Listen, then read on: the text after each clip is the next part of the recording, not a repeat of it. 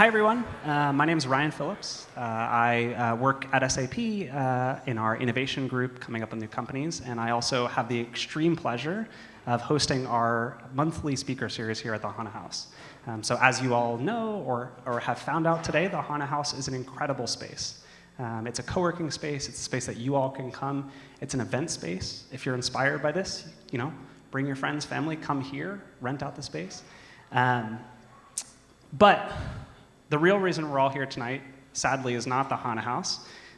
It could be, so for some of you. But we're here to welcome an amazing guest, someone who I've grown to know over the past few months, who every time we talk, I learn something new. And I'm just incredibly excited to welcome her up. She's an investigative journalist at heart. She has been a part of, and a big part of, many of the investigations that you all read about in the news, whether it's Panama Papers, which now has resulted in over $1.2 billion in taxes being paid back to governments, just because of the work that this woman and her organization have done. They've also done work in the medical space, in identifying fraud in medical devices. So we have a lot to dig into, so I'm going to cut off my introduction because I'm not why you're here. So with that, I'd love to welcome up Marina Walker.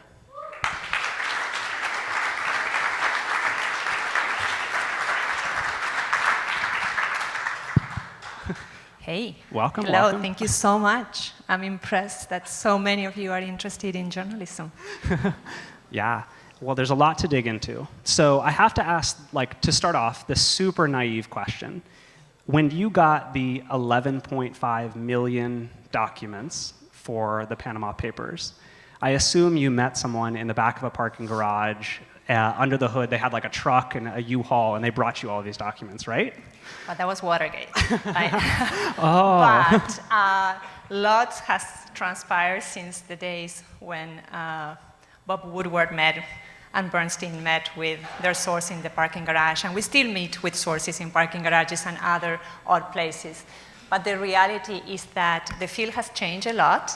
And investigative journalism, one of the most exciting things that is happening is that it's no longer a lone wolf enterprise. It's no longer that idea of the reporter hoarding information and hoarding documents and retreating to the cave and coming out in 6 months or a year with a big scoop. Sometimes it happens, but more often than not, what happens is that we're working together. We're working in networks, we are sharing information, we are sharing documents, and we're doing it not because we're so good and nice, but out of a big need. The world is an incredibly complex place. The stories we are covering are incredibly difficult and dangerous. And we realized that the bad guys that we write about, and women, they were working in networks. They were sharing information. They were not lone wolves. And we were trying to cover them, and we were trying to uncover this global truth from our little caves and from a very kind of provincial and perspective. So we were chipping at these stories. We were all covering the same story. If you think about bribery in FIFA or Siemens, everybody from different parts of the world were reporting this same story, little parts of it, and we were all missing the big picture. So this is what Panama Papers and other similar efforts have changed. We realized that there's a strength in the team, that there's a strength in sharing and working in the same fashion that our economy and communications and the internet works today. Yeah. And this is a paradigm change. We are not wired to share, let me tell you that. Investigative reporters are not designed to share with anybody, much less with other journalists. Yeah, it's interesting. So let's take a step back, because I know I didn't have any of this context when we first started talking several months ago. Can we walk through just an investigation quickly? What does it look like? When you get these documents, how do you choose the people who work on them? How do you, like, when does it go out? Like, when do you know you're done? Because I feel like a lot of people in the audience probably have never seen what's under the cover of an investigative report like this.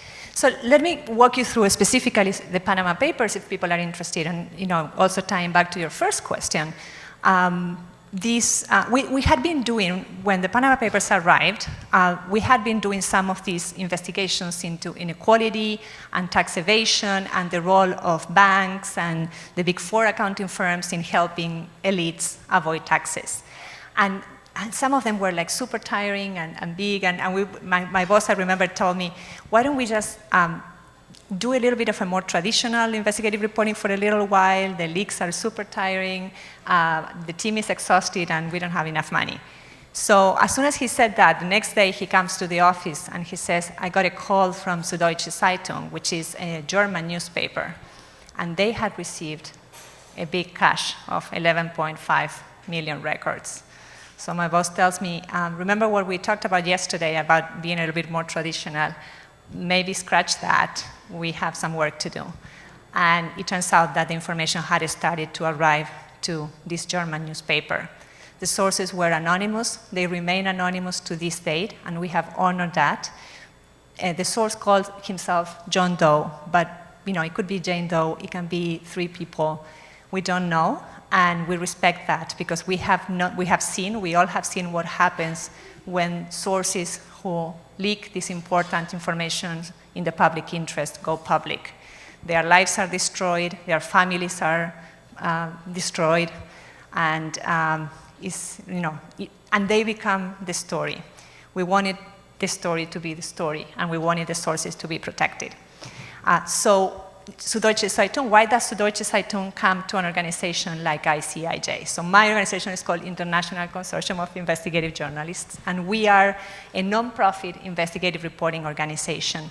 Our mission, informally, just among us, is to make the powerful uncomfortable worldwide in the public interest. And we use the tools of collaboration across borders and technology to achieve that. So this newspaper finds itself with all these documents and realizes that this is a story that transcends a newspaper. That is a story that belongs to the global community and that should be tackled with journalists from all over the world. What do I know who are the key people to research in 12 million records from Indonesia or from Greece? So what we do at ICIJ is we activate our network of reporters. Some of them are here in the audience. We have a reporter from Serbia sitting here in the first, and one reporter from Nigeria. So we call on these brave reporters, and we tell them there's work to do, and we create a global newsroom, a virtual newsroom, using open source technology. We can talk more about that later. And we get to work. The first thing we do is we check the information that has arrived, especially if it is confidential data, like the Panama Papers was. So what we do is we make the confidential leak talk to public records. So we start making connections between that confidential information and lawsuits and property records and company registries. And we start making sure and fact-checking that what we are seeing is real and is true.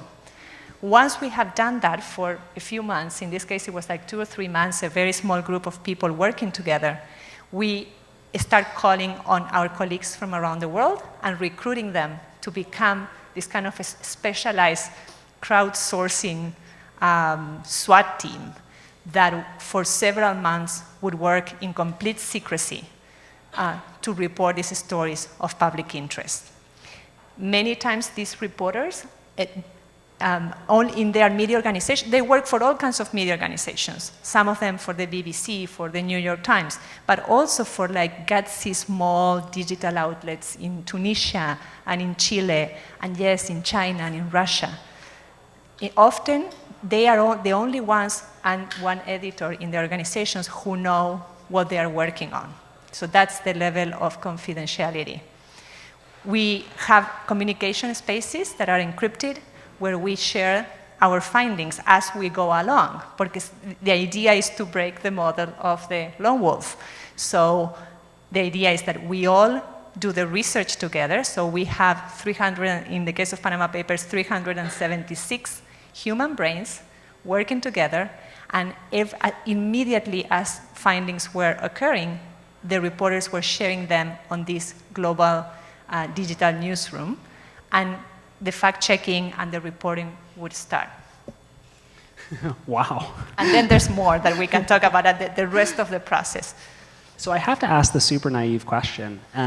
Here in the Valley, like a lot of companies work on secret stuff, and or secret, maybe not as world-changing, but we have an issue here with things leaking.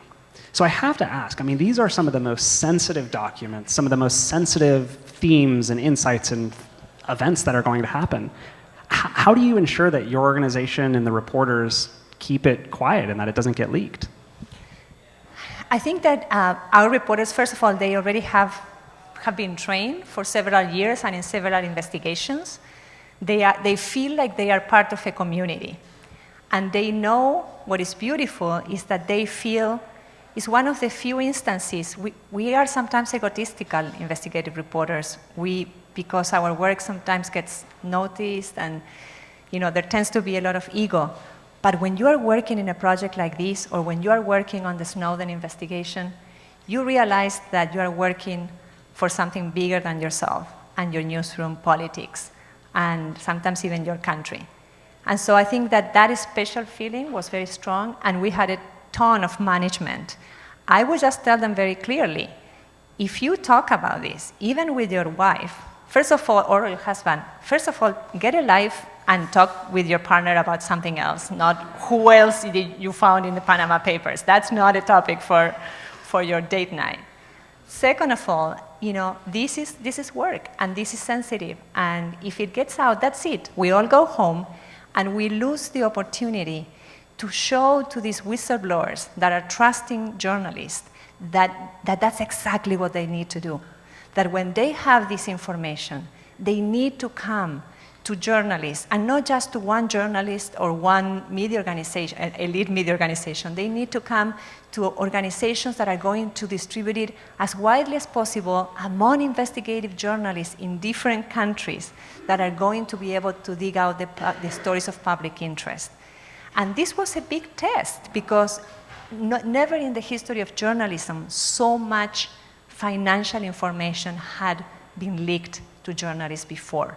And never in the history of journalism, journalists had attempted to do this thing of sharing widely across the world and proving that this model, this collaborative model, these virtual newsrooms were the new paradigm and were the way to go. So we told them, you break the rules, you talk when you brag about this before it's time, and this is over for everyone. And who loses? The reader loses, and democracy loses. So they got pretty scared with that. Because the Panama Papers, the Panama Papers were one of the first instances of this collaboration. Was the sales pitch to these news installations simply, we have this treasure trove and you should work with us on it? Or how did you get them to collaborate? Because this is not just a monumental shift in journalism, but it's, again, I think a lot of people in this room would think it's still this one man, a manila envelope meeting in a garage. How did you convince newsrooms to work with you on this? So ICIJ has been around for about 20 years. So a lot of work has been done and tested in a smaller scale. But it has been really hard sometimes to convince newsrooms to go this way, this route of collaboration. And one of the countries, I'm going to ask you this question. Which do you think is one of the countries where it has been the hardest to convince people to collaborate? Anybody? US. Yes. The US has been really hard because, sadly, traditionally, a lot of investigative reporting has been done by the biggest media organizations and the biggest newspapers. And they are used to the race. They are used to the scooping. They want to get the scoop, and they want to get the story first. And they didn't see the need for collaboration. And it was also 2016, where we thought that our liberties and our freedoms and the First Amendment were untouchable, and that nobody was ever going to attack journalists in this land. So it was easier to be a lone wolf and to feel strong. A lot has changed since that moment. So we had many experiences, including in Panama Papers, I told you briefly yesterday, where the New York Times readers really held that amazing newspaper accountable for not being part of the collaboration. And the reason why they hadn't been part is because we had tried before to get them on board and failed. And so we just went with a different media organization, McClatchy Newspapers, for Panama Papers. So readers complained, and the newspaper really took note of that complaint, and we happily worked together on the next saga, which was the Paradise Papers, and the New York Times did an amazing job, and is now regularly part of collaborations with us and with other organizations around the world. It's interesting. So I want to dig into one piece we briefly touched on a minute ago, which is this idea of how do you know a data set is real, and how do you validate? I mean, there's been so much talk from Facebook and Google around fake news, and I feel like this question has to be asked. How do you? I mean, you mentioned a little bit about how you know a data set is real. But tell me a little bit more about that. Like, how do you think about it? How do you think about your reporting in terms of, yeah?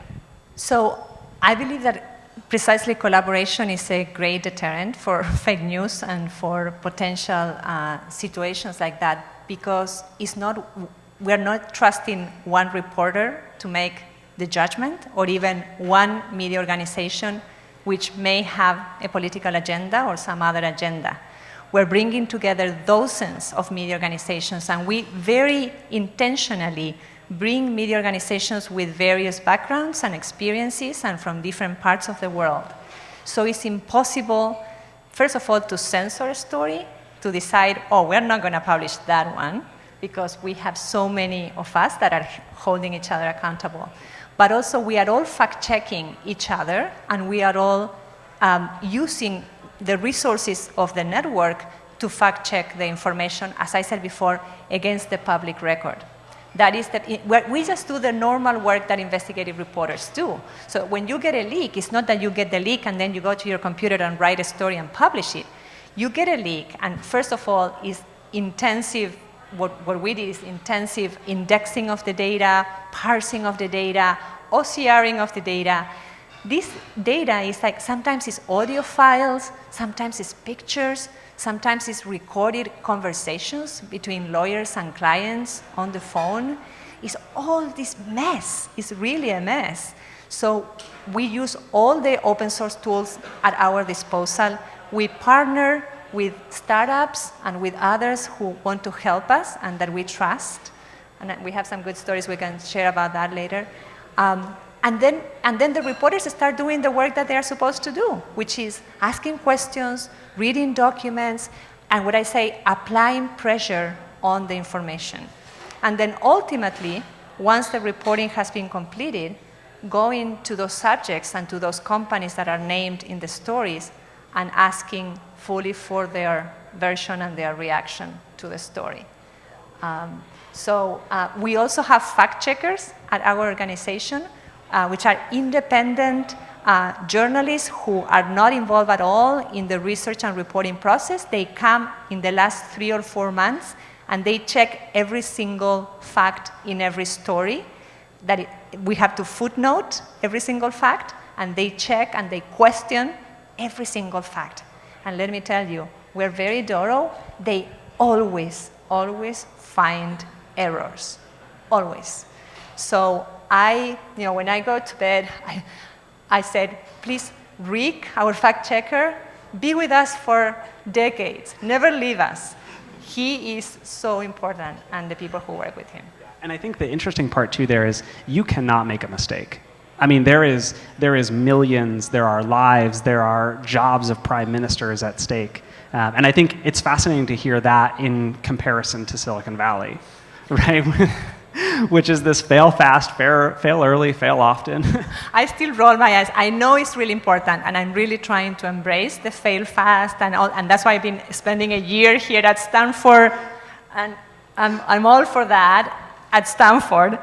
But let me tell you the T-shirt that one of the reporters printed for all the team during a moment of our history right after Panama Papers was, failure is not an option. The stakes were so high, and these organizations, in reality, as amazing as the work is, are so vulnerable. These are tiny, non-profit investigative reporting organizations that with one lawsuit stemming from a mistake can be completely erased from the face of the earth. So the most important thing for us is not make mistakes. And when you were talking to me about fact-checking the data, what keeps me up at night is we're pretty confident the Panama Papers was a completely legitimate, real, true leak of information. But I always think, is there one document planted there that we are going to get too confident and we are not going to fact-check enough? So. Yeah. And I think this brings up the other point too around here, which is like the topics you're dealing with are so sensitive. I mean, like we said, like a prime minister is at stake, right? Or a job at a Fortune 500 company, some of the most powerful people in the world. And I think, we were talking a little bit yesterday around like this idea of like danger in journalism. And especially investigative journalism is an incredibly dangerous field. I mean, have you ever experienced this? Like how do you deal with this? I mean, yeah, yeah. I personally, being based in Washington, D.C., haven't experienced it, but our reporters in our network, we work with reporters in 90 countries around the world. And they very much experience harassment all the time. It's different grades, and it's a range of dangers, from online harassment, physical harassment, legal harassment. There's a whole industry of frivolous lawsuits against the media, especially in the Commonwealth countries. Australia, the UK, it's really hard to publish anything in those countries. And we have had the most tragic events also take place. There's a reporter named Daphne Caruana Galicia. Daphne was not part of the initial publication of the Panama Papers, but as a Maltese, intrepid and amazing Maltese investigative reporter, quickly picked up on the revelations of the Panama Papers and added her own incredible reporting and her own sources, and really pushed the story in that country. And about a year after the Panama Papers published, she was killed. A bomb was placed in her car and exploded when she left her home. Her son was one of the key architects of our data work at ICIJ, and he worked for us for years. So yes. Yeah. And I think, the other thing too that we're facing a lot here is it's not just in these other countries. I mean, this is also quickly, whether it's maybe not killings or the likes, but it's spreading to America. I mean, the violence on journalism and just the assaults, whether it's verbally or what, are spreading here. Well, and we remember, of course, the killings at the Capital Gazette in Maryland about a year and a half ago. So it is spreading, and even though there appear to be no political motivation behind those killings, I think we can all agree that the climate for media in the US has really worsened, and the most dangerous thing is the normalization of violence against journalists that comes with having people from the top level of government constantly saying fake news, shutting down journalists, insulting journalists. So what can we do about it? I mean, if we're here, we've got 100 or plus people extremely influential in the room. How can we change this? There are many, many ways to get involved. One of the things is diversifying your sources of information. there's great work being produced by many nonprofit investigative outlets in this country and around the world. Those outlets and your local outlets in your community, they need your support now more than ever. In this country, half of the counties in the United States rely now on just one newspaper. And there's 200 counties in the US that have no sources of information. There's no source of local information in 200 counties. And those counties seem to be often some of the most impoverished and the most, where life is more difficult and where people are more at risk. So one of the best ways to get involved is to help organizations, to subscribe to your local community newspaper, to support national organizations doing great work, and yes, to support also global organizations that are doing risky work. Yeah, it's mind-boggling that so much of the U.S. relies on just a single source, or a few small or no sources. So let's jump now to what you're doing here. A little bit more of an exciting topic, hopefully more uplifting. So tell us, what have you done for the past year here as a JSK fellow? So I was very fortunate to be selected as a John S. Knight Fellow, which is an incredible program at Stanford for journalists to take a year and focus on a topic of interest, step away from the newsroom for a little while. And my topic of interest was machine learning and how we can use machine learning to power the work of investigative journalists and make it more efficient. And that stemmed from the fact that in the Panama Papers and all these investigations, data-driven investigations that I've discussed, yes, they were all technology-driven and data-driven, but guess what? We used zero machine learning. What an amazingly missed opportunity was that. We used automation, we OCR'd, we used filters, we did nice network analysis, but there was no machine learning. And so I thought, what would happen? What stories did we miss that we could have gotten had we allowed the computers to help us more, to do some of the thinking for us? So that's what we're doing now, and we've been doing some great experiments. We have asked the computers, for example, to help us. We know what the key documents are in these leaks, tax returns and financial statements and wealth declarations and power of attorneys where the real owners of companies are disclosed. Loan agreements, that's the way that money circulates around the world, fake loan agreements. You read a little bit of that in the great New York Times story about how Trump made his money. It was a lot of loans, intra-family loans. So we know those are the key documents, but they are hidden in this maze of, as I said, mess of data and maze of data, and they often don't look the same because they are prepared by different accounting firms or different law firms. So we, of course, have used clustering and classification to ease the discovery process. So reporters don't have to do what they did in Panama Papers, which was literally type in a Google-like platform, name by name, of the people of interest that they were looking for. And we are also now more ambitious and trying to use the computers to help us identify crimes. We had a good experiment on our medical device investigation. We discovered that some medical device manufacturers were reporting deaths caused by their medical devices to the FDA. Instead of reporting them as deaths, they were reporting them as malfunctions or as other kinds of incidents. So when we realized, and they were doing that, or they were using euphemisms. Instead of saying that a patient had died, they would say the patient expired. So we taught the computer all the euphemisms, of course, and used some natural language processing, and were able to identify about 2,500 instances of deaths caused by medical devices that had been misreported. And that made pretty good news. And there was just on Monday of this week another announcement with Quartz AI Lab, right? Yes, yeah. We just had we did an Africa, and interesting.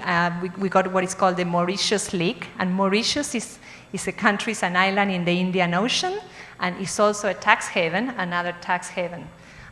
So we partner with Quartz, the publication Quartz, and they have an AI studio, and they help us do some of this clustering and classification of financial documents to report this story about how some of the biggest companies and celebrities like Bob Geldof are taking advantage of this tiny island in Africa and depleting poor countries in Africa from much needed tax revenue. It's completely crazy, but I think taking this one step further. So you've done some good work here in the year, and sadly you're leaving the Bay Area on Saturday. Where does this work go when you head back to the ICIJ? Well, we have great plans and not a lot of money, but we have good alliances. That's what we are best at: creating communities and creating partnerships. So a place like ICIJ or these nonprofit spaces are never going to be able to compete with the kind of, hire perhaps the kind of person that will be hired by Google, but we can partner. We can partner with Stanford. We can partner with startups here in Silicon Valley. There's a lot of people, there are a lot of technologists who are really concerned about what's going on in the world, who want to do something and haven't found an outlet and a way to participate. And I think that they are, or at least in my experience, they are getting excited about working with journalists. There are professors at university. There was a partnership just announced with the Washington Post and a professor, I forgot at what university, Nicholas Diakopoulos. They're going to be partnering, doing cool AI work on the US election. So there's more opportunity. Journalists have also realized that we need this cross-disciplinary engagement. And so that's what I'm going to do. I'm going to be creating communities of support for the work we do. And one of the first places we're going to start is here in Silicon Valley. So even though I'm going to be based in DC, I will be coming back and I will be working with volunteers and supporters who want to donate skills, time, expertise that can help bring more of these stories out to the world. And I was shocked too. Yesterday we were talking about this company Neo4j and the work you all did with them on the graph database. And it was a good example. So Neo4j, you may have heard of them, but they are they were a startup. I think that they are pretty big now, and they do social network analysis. And when we were doing the Panama Papers, we had tons of spreadsheets and databases of clients and shareholders and owners of companies and their companies, and we needed to do something very simple for many of you, which is visualize those connections. And we wanted to do it when we published, but we wanted to do it also for the reporters, for the reporting process, so we could see the connections. So we got in touch, instead of reinventing the wheel, we got in touch with this company, Neo4j, and we said, hey, we are these investigative journalists, we're scrappy, we don't have a lot of money, we can't pay your fee. But we promise we're doing really good work, and you might appreciate the work once it comes out. They were really good because they didn't ask a lot of questions. They didn't want to know. I think they'd rather not know. They were like, fine, here's the software. Hopefully it's not going to be anything terrible. I think that, they realized we're good guys. We were doing good work. And the next thing they knew was when the Panama Papers published. And that company actually raised a ton of money after that, because we thanked them in our acknowledgments, and they became known as one of the, the tech behind the Panama Papers. They contributed a piece of it. It was a good decision on their part. So I think that, that's the incentive. Yeah, and it also brings up this trend, too, of this tie between open source technology and investigative journalism, because the work you're working with is so sensitive that you can't just dump it into Google. It can't be stored in a Google Drive or a OneDrive or Amazon, whatever. As much as we would like to, because that would be easy, right? And there are stories. We work a lot also with public data. That medical device investigation was all based, 5 million records from the FDA that are public. But that's not always the case. And with the Panama Papers, no, you can't use Google Docs, and you can't upload your data in anybody's cloud. And so we have to be able to, so that's why open source technology is so helpful to us. And that's why, like we find ourselves sometimes a little bit limited, and we need to work through these partnerships with people who have this understanding of what it takes to do these stories, why they are so sensitive, and how to work confidentially with journalists in the public interest. Yeah. And I want to bring up one story that you mentioned yesterday too about using dating software in. We try to be creative when it works. So for our, I told you that we have this communications platform to bring all the lone wolves from their caves out in the open. And so we looked around, and the best software that we found, and of course I'm going to forget the name now, but it was a dating, originally it was a dating application.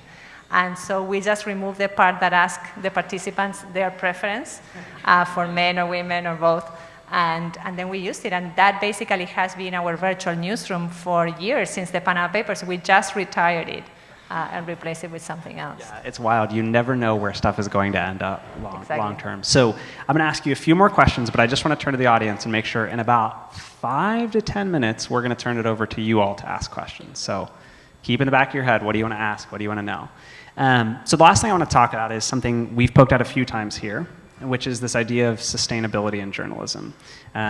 We had talked about this story yesterday of this, a newsroom in Texas wanting to get access to, voter registration and not even really being able to afford a few $1,000s to get a data set.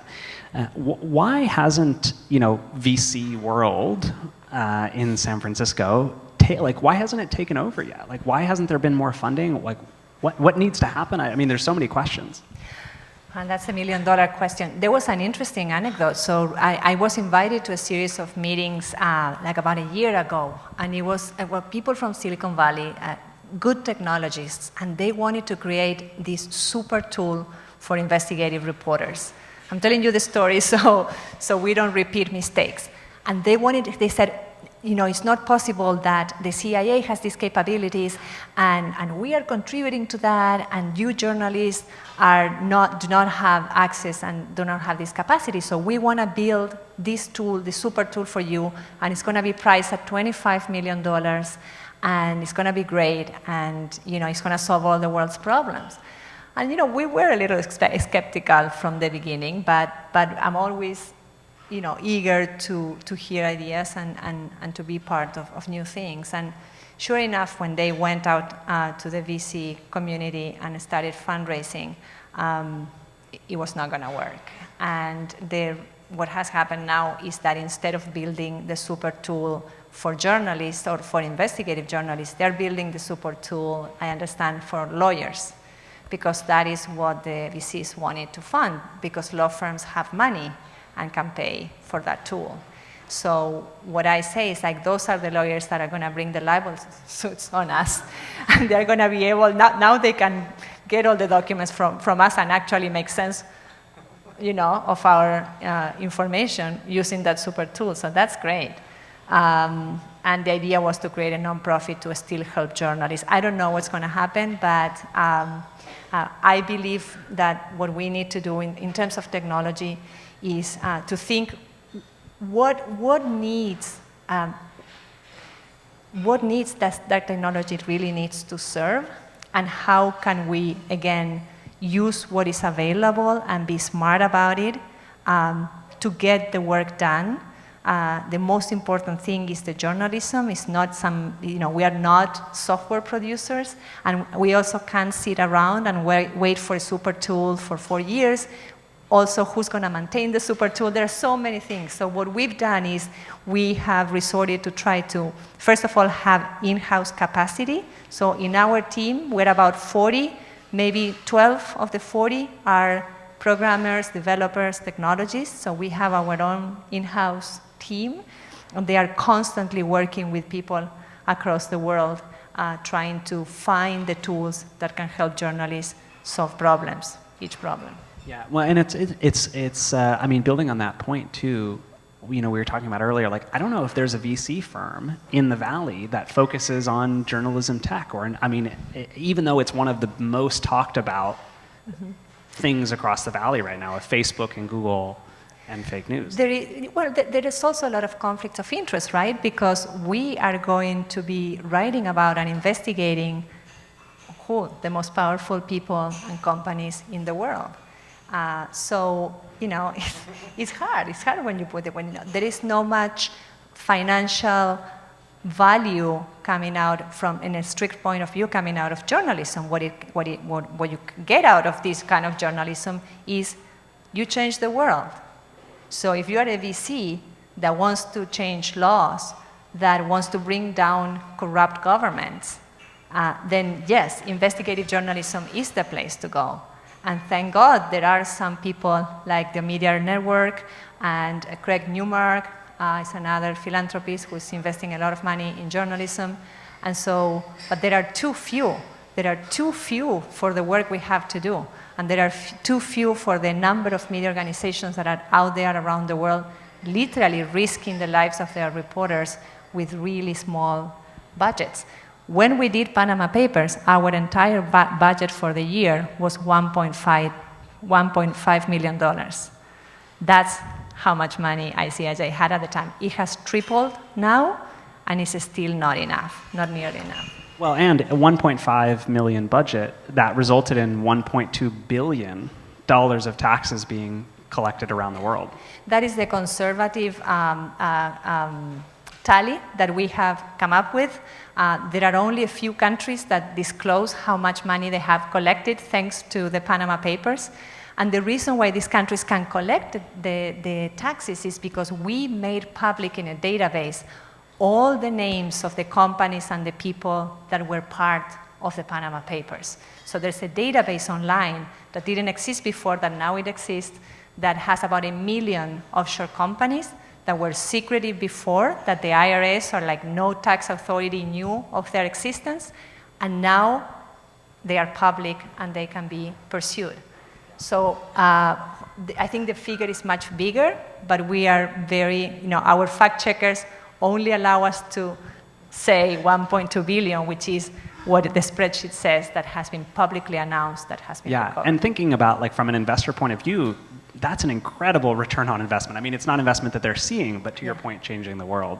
Exactly. So it's basically, so where are your values? You want to make money? Go to the lawyers and sell them the super tool. You want to change the world? Well, there's an amazing opportunity, especially at this time when freedoms are shrinking, where reporters are really, having an incredibly tough time, not only because of like actual violence against them, but because of this emboldening of bad actors and this emboldening of this rhetoric against the work we do. Fantastic. With that, we'll open it up for questions. We've got some mic runners. Anybody have a question?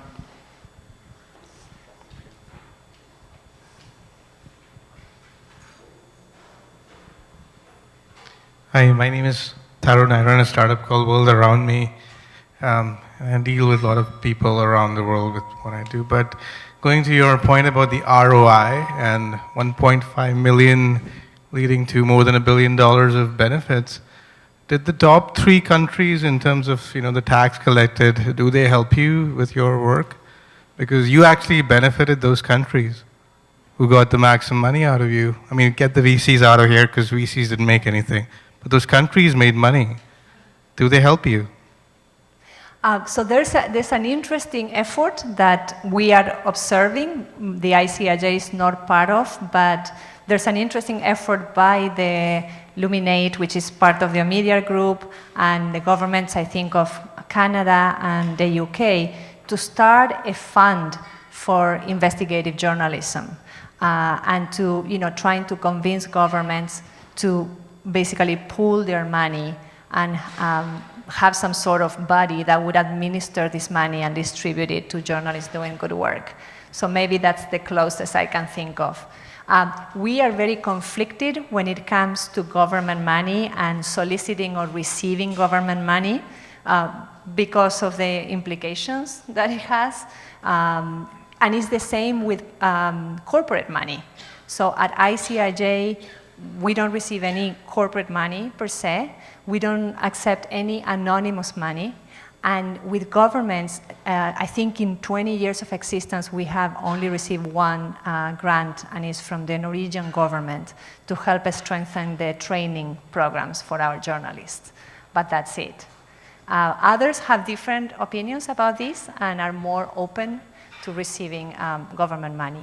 We are trying to put our effort in the community. There's the concerned citizens of the world and our global appeal. And there are a lot of, we are really moved by the number of regular citizens who donate to the ICIJ $5, $10, $15 every month. So if we can continue enlarging those groups of people, I think it will be a more healthy and a more sustainable organization rather than one that relies so much on foundations or on governments. Thank you for the question. Hi, I'm Clemens. Thank you very much for these very interesting insights. I really enjoyed it. You talked about the growing negative sentiment against journalism, and that's certainly pushed by politics, for sure. But what about the quality of journalism? Like you have the shortening news cycle or aggressively pushing narratives of certain news outlets. How do you see how the quality of journalism progresses? Thank you. That is a really good question. When we talk about the increase in fake news, I think the easy thing is to blame the bad actors and to blame the people who share fake news. And I think it's much harder to look at ourselves and to look at the work that journalists are doing. I have talked about all the good work that journalists are doing and all the courageous work that they are doing, but it's absolutely true that we have lost the trust of our communities in many parts around the world. And we lost the trust of our communities because we took those communities for granted. We lived times in the 90s and the 80s and the early 2000s where, especially newspapers, money was easy. Newspapers were making profits, like 20% profit margin was the norm. And they didn't see the tech revolution. They didn't see the internet. They didn't believe the internet until it was too late. And that's why about 2,000 newspapers have closed in this country in the past 10 years, 2,000 newspapers.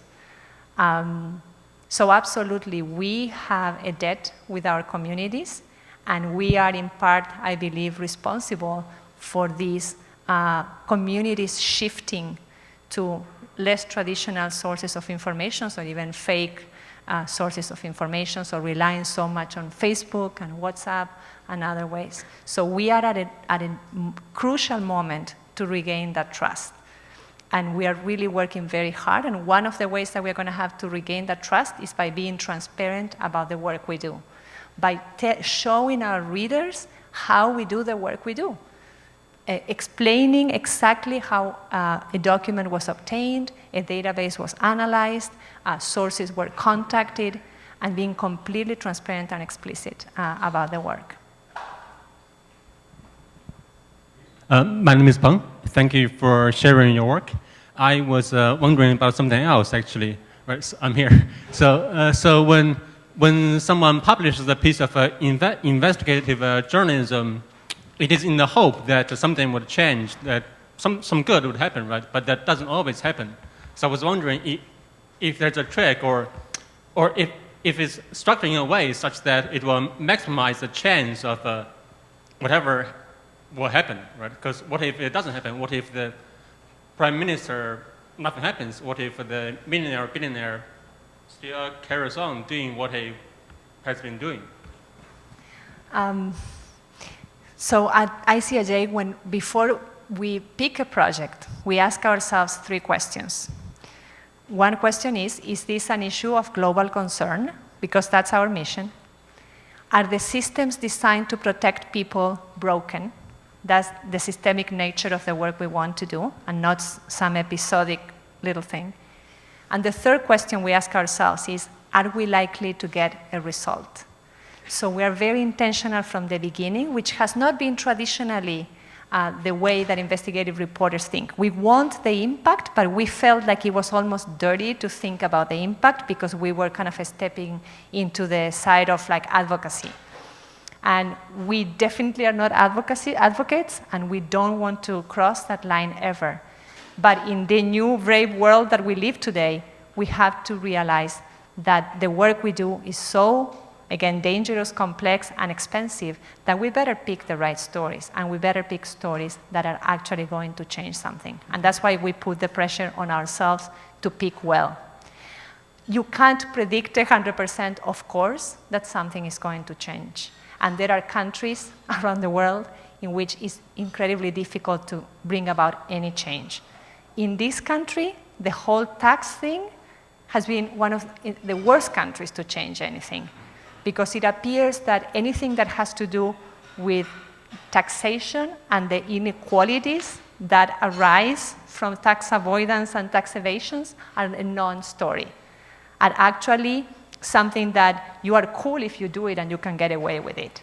And I have to say, Silicon Valley is full of examples of big companies that completely take advantage of tax havens around the world to not pay taxes here and in other countries all over the place.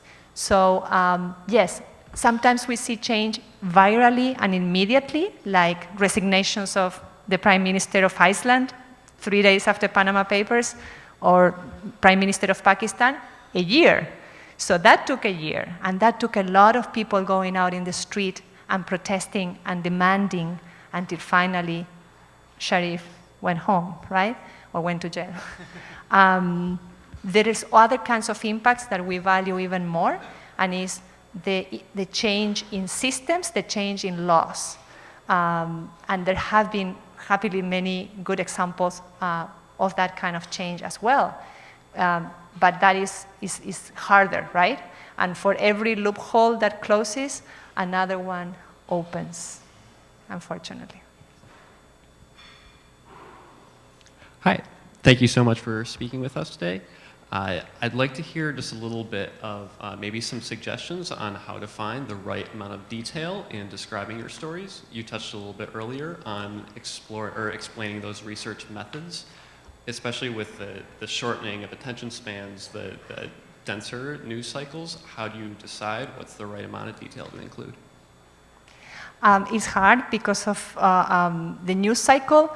I remember, like, even in the last 3 years, so much has changed. When we published Panama Papers, we dominated the news. So that story dominated the news for about, I don't know, like a month and a half or something like that. And nothing else was happening. Can you imagine today that nothing else was happening? You know, happens in 2 hours, we would be out of the news, and some other scandal or some other tweet by a politician or something would take the space. So we are working really hard to, in our storytelling, we cannot dump 5,000-word stories as much as we want to include every detail of every transaction. We have to find new ways of telling these stories, visual ways. So we are investing a lot on visual designers and that can help us tell the story in a quicker way. We are experimenting with games. Some people can kind of choose their own adventure and see how the offshore world works. And being more interactive also with our communities as we report the stories to get them hooked from early on, even before we publish. ProPublica, which is a really good investigative news organization in New York, is really good at this. They did amazing work on maternal death in the US. And what they did is the opposite to the secrecy that I told you about in Panama Papers. They were, hey world, we're going to investigate the terrible record that the US has on maternal health. Who wants to help? Who has a story? Who has seen this? And they were flooded with details, with cases of people who had something to contribute. So that's the way that we, again, regain the trust of the community. We integrate them in a reporting process. Another unthinkable thing a few years ago, where we kind of were separated and there was this hierarchy. The reporters were here and the community was here kind of passively receiving the news. That is changing too. we at ICIJ, because of the confidentiality of most of our work, have found it a little bit hard to involve the community from early on, but in such an open way. Hey, we have a big leak, come hack us. So we can't do that, but we are trying to find ways. And just a quick example, in the medical devices investigation, we did reach out to groups of women who had experience, who had breast implants, because one of the findings in that investigation was that breast implants were actually not safe, as the industry had made us believe for the past few years. And we work through Facebook groups and other social media groups with communities that were affected. And we got a big result today where one of the biggest providers of a particular kind of breast implants that are called textured breast implants announced a global recall, because those particular kinds of breast implants have been linked to cancer. So, yeah, that was it. All right. I had a question on your take as to the demand for organizations such as Facebook and Google taking responsibility for the kind of content that are on their platforms versus the power that gives those organizations as in regards to free speech rights. Yeah, it's a big question and a little bit out of my area of expertise, but I do believe they are publishing journalistic content. And as long as they are published journalistic content, what I would say is that they need to start behaving as producers of journalism and taking the kind of responsibilities that we journalists take when we put information out there. The kind of responsibility for the content, the kind of responsibility for the protection of sources, of communities, and for the integrity of the information that is out there. So I think we saw it with cigarette companies and with others. It's easy to say, well, we just put this in the market. We have no idea if somebody smuggles it or dies from it. And then with time, we have seen in those cases how, no. You are not detached from the consequences of the harmful products that you put out. So I believe, and I am no futurist or visionary, but that we are approaching, and we have seen it already, much more accountability and regulation of these platforms, where they are going to have to adhere to higher standards of journalism and publication and regulation. Yeah. Okay, so I have one more question to end on, and it's something we ask every guest that comes here. If you think back to yourself graduating from undergrad, from your master's, you've had a long career, you've had an amazingly successful career. What advice would you give yourself graduating from college?